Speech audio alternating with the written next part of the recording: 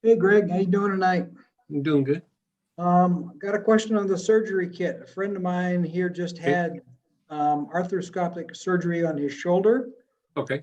He had separated a tendon in his shoulder 50 years ago and had Yeah. never allowed it to fully heal before he had it fixed. Right. The doctor went in today and it was a mess. Yeah. So I I saw you had the surgery kit in the monthly Mhm. or the weekly notice, which was Mhm. great. So in the surgery kit that was in the notice, there was galbanum and black cumin, neither of which you talked about last week when you were talking to Chris. What do they do? Are they in place of the blue healer? No, that's actually in the kit as well. Let me look up to see what's in this kit. Like, I thought it was all of that. Um,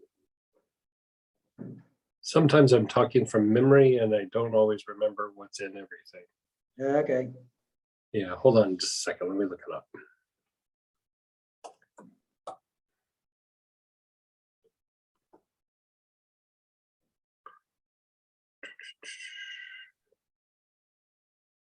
Operation.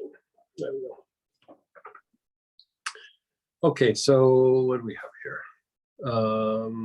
So galbanum, this helps to reduce the pain response, and it reduces some of the tension in the body. It can be used topically. A lot of times if the person's open to it, I have them take it internally.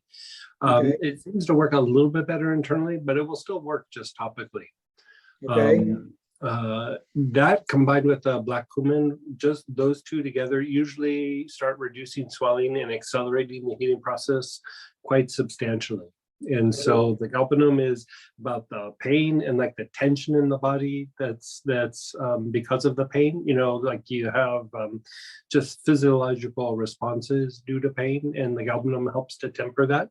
The Yep. black cumin helps to reduce inflammation and stimulates the body's healing process. Like it stimulates a little bit Okay. more action activity in the rest and repair part of your nervous system rather than, going into fight flight, which happens a lot with pain.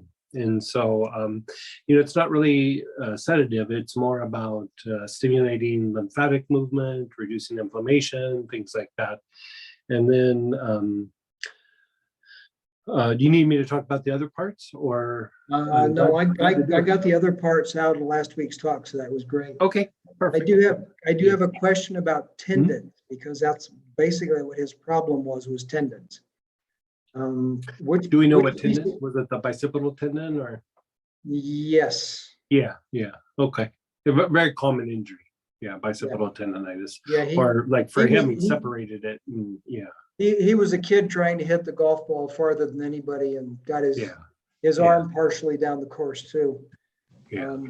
What oil for tendons, or is that one of those in the kit? Yeah, actually, I'd still stick in with everything that we have here. I'd probably put a bit of the Helichrysum Supreme as time goes by, as he's a little bit further down the line from the surgery. Yep. You might want to do a 1-2 punch with having him take a little bit of Shazandra internally. Not right off the bat, but like, maybe 30 days out from the surgery. Okay. A little bit of Shazandra internally, and then like on the site, pepper supreme, or like some form of pepper, or that blend viscosity. All of them are going to have an effect on releasing fascia. Actually, another one that's a little bit of a sleeper in this area, but is very, very effective, is the Palo Santo fruit.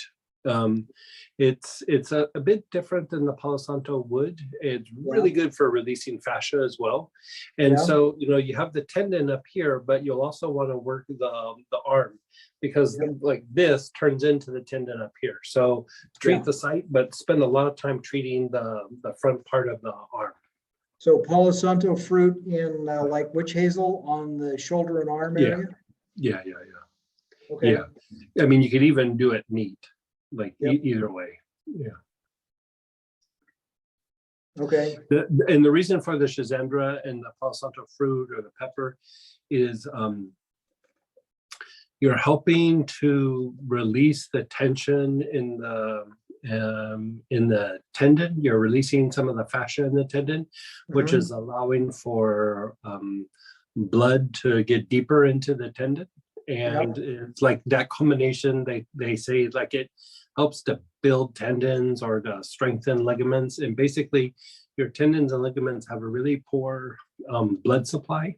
And when there's a lot of fascial restrictions, just not very much fluid gets in there. So Mhm. the less fluid that gets in, the slower it is to heal. And so, you know, like back in the old day when I would work with athletes and they would injure a ligament or a tendon, you know, a lot of times it was some form of tendonitis or like a small tear in a tendon. Right. They'd make some sort of statement to the effect of, I wish I would have broken a bone because that was going to heal faster than the tendon. And it's kind of true. Like, you know, a bone, six weeks, you're kind of good to go. Yeah. But a tendon like that can take a while. You know, the blood supply is not as good as other parts of your tissue. And then the Mhm. more fascial restrictions you have in those areas, blood just doesn't get in there as easy. And so it takes longer for that tendon to heal. Okay. So the schizandra in the either Palo Santo fruit or pepper or something like that will really help that to heal at a much more rapid rate. Okay. All right. Yeah. Cool. Thank you very much. Yeah, you're so welcome.